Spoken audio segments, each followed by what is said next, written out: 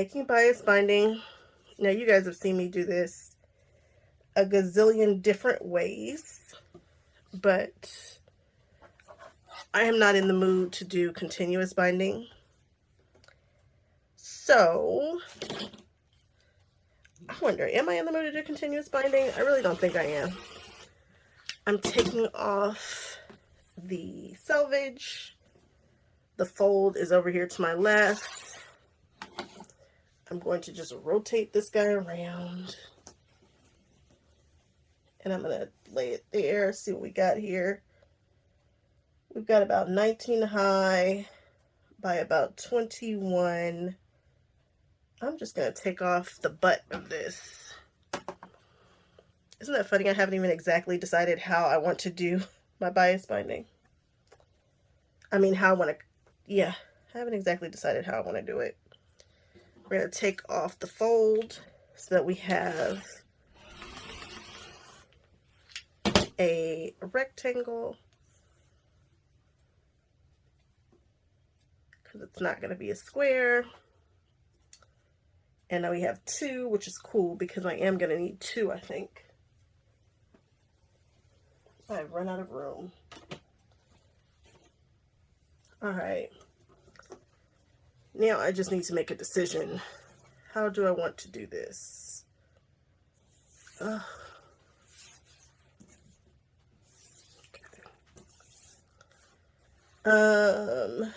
Let's go ahead and let's just make it easy on ourselves. Let's take off a corner here. I'm going to find my 45-degree mark,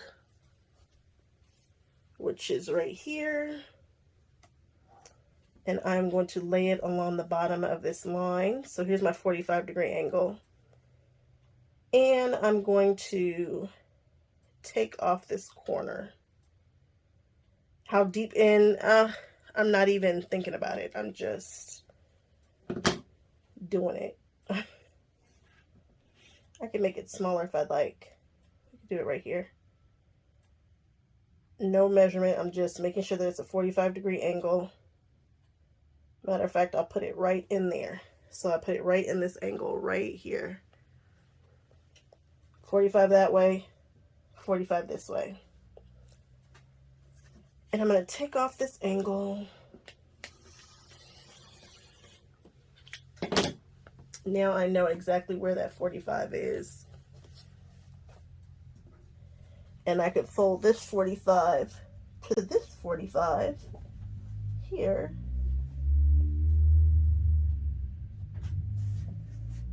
And we're just going to straighten that out a bit.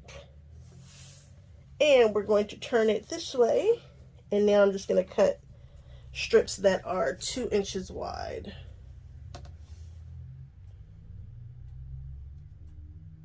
And I'm just going to keep cutting strips all the way down. Nothing very special here. Then I'm going to sew them all together. 2 inches, 2 inches.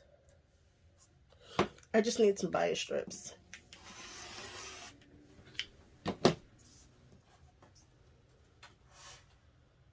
A lot of bias strips. Not a lot, but a little bit of a lot. And this is my last little piece right here that I'm going to cut. And I guess I could get another little piece on this side. I'm just going to line it up. This was the original piece from the other side. And there we go. Okay, I'm in the mood to sew a bunch of strips together. So now I'm going to take these and sew them all right sides together. And I've got a little overhang here and a little overhang there. And I'm just going to sew down 1/4 of an inch. And then when I open it, it's going to be straight. And we're just going to keep doing that until I have a really long strip.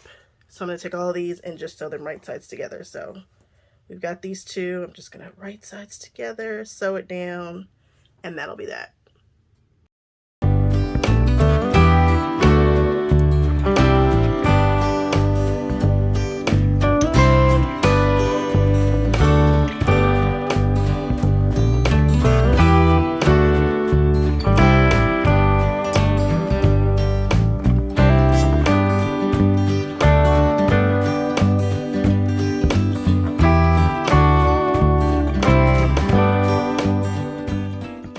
So I did that, and then I just went ahead and pressed it open, and now we have the beginnings of our strips. Now, sometimes when you get a strip, it does not look right, right? That does not look great. And you know I'm a notions girl, so I'm going to show you guys the folded corner clipper, which will make sure that your angles are all correct to sew them together. So as you can see, this one here is a little on the funky side, and this one here, you want to put them right sides together. It just looks funky. So I'm going to take this, and it's 2.5 inches. This is 2.5 inches. It should, no, it's 2 inches. I'm like, what is happening? I can put that right there where the top is aligned there. And I can just hit it with this, and then I can move it all the way up here and just take off this last little tip, which is funny looking. And then we have something we can sew together and not worry about dog ears. So with the other one that's going to go on this, face it up also. Make sure it is also facing up. Do the same thing, put this 2 right down here. And yes, you're losing a little bit of fabric here, but don't freak out. When you are doing bias tape, usually you have way more than you need with whatever size square you do. And then you're gonna pull it up here and just lining up everything here, here, and then I'm just gonna take off this tip.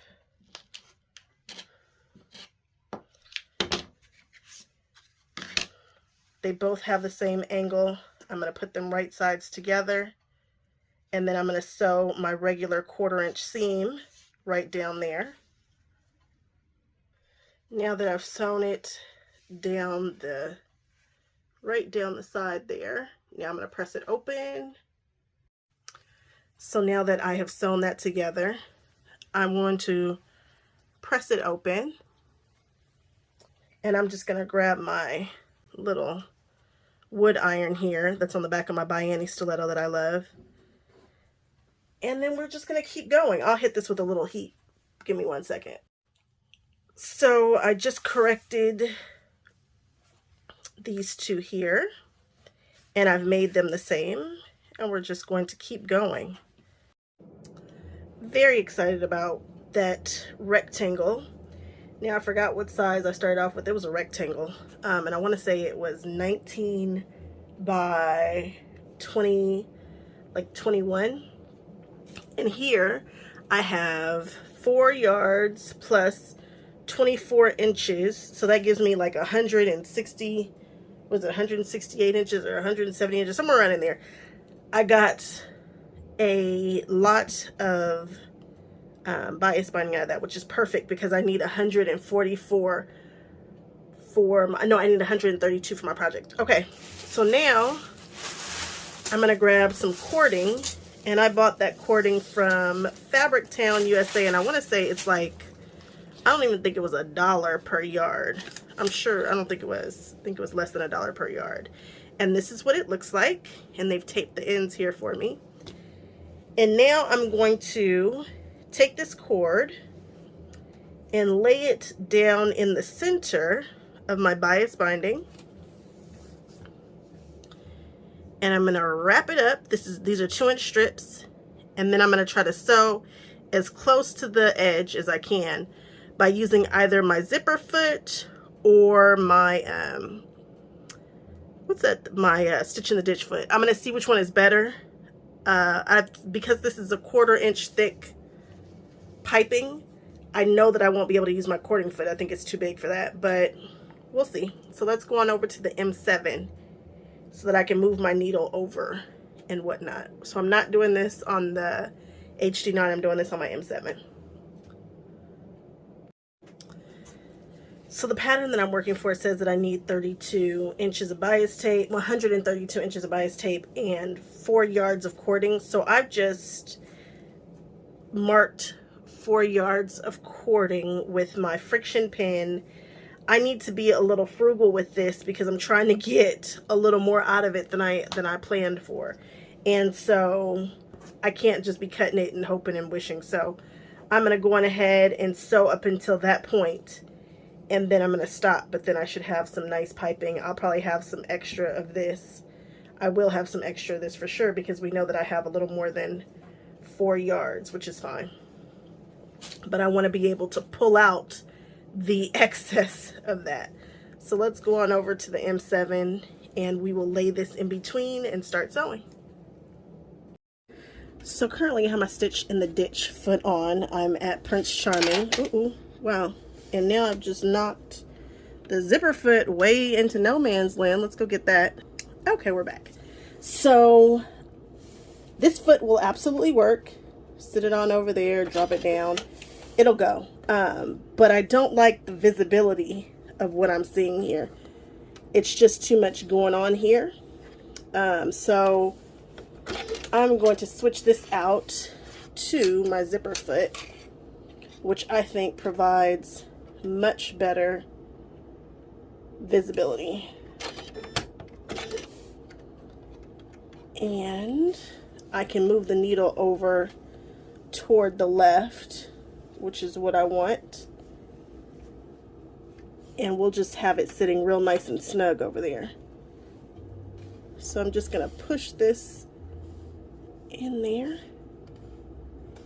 And we're going to try to make these ends meet.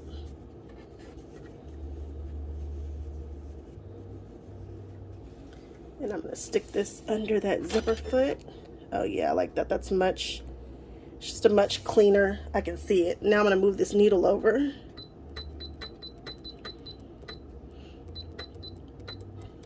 I don't know how far over I'm going to go. Let's see. Nope, we need it way over further.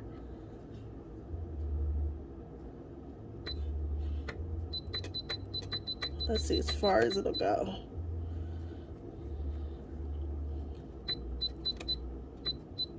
Okay, so that we're at the 0, 0 position. And yeah, that's exactly where I want it to hit. It's right up against there. I don't know if you guys can see exactly how close that is, but it is right there. See? And that's in the 0 position. So, yep, I'm feeling it. My stitch length is at a 2.4 on this machine. And we're just gonna go slow and let it do its thing. And of course we will readjust as we need to.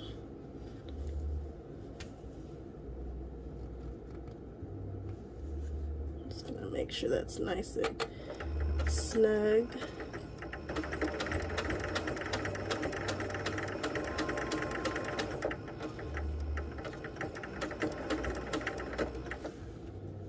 Let's take a look. Looks good to me. All right, and we're gonna keep going. So my neighbors are having a true party, and I'm assuming that it's gonna stop around midnight. And you would not believe how far my neighbors are away from me, and I can hear it beyond clear. I live on a huge street, and my neighbors are far, like 2 or 3 streets over, and they are partying super hard. So just bear with me because I really want to get this video out tonight. So just bear with me. Hopefully we won't get demonetized. I have a piping wizard right here. And what this does, it's a Notion, of course. It allows you to place the cording in between these grooves and then cut away the excess fabric. Now, for the 1/4 inch side, you can have a 1/4 inch seam allowance on this side or a 1/2 inch seam allowance on that side.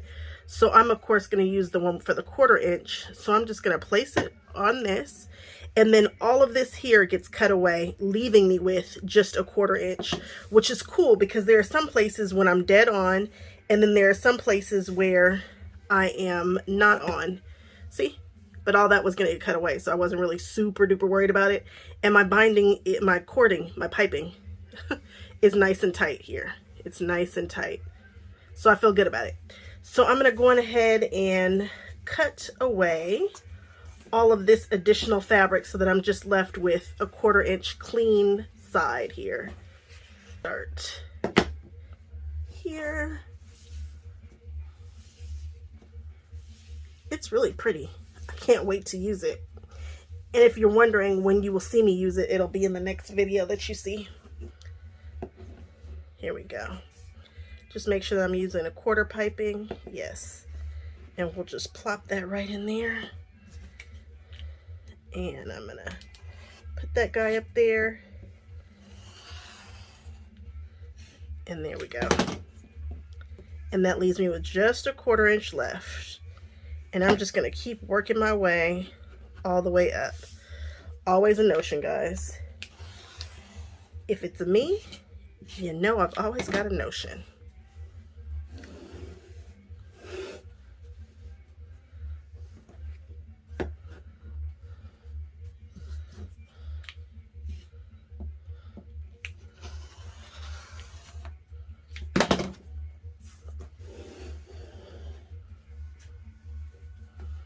This is not taking any time. I hope that you guys can't hear my neighbors, but I can't imagine that you can't because it is so loud.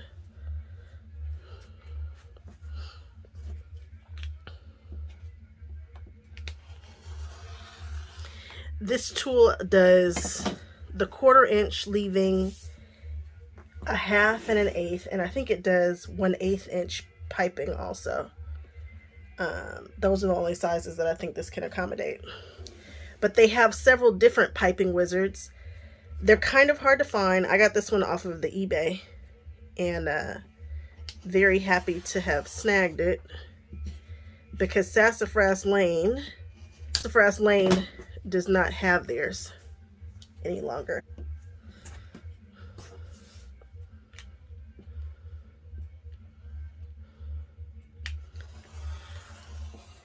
And this guy is really thick, so it's not like a ruler.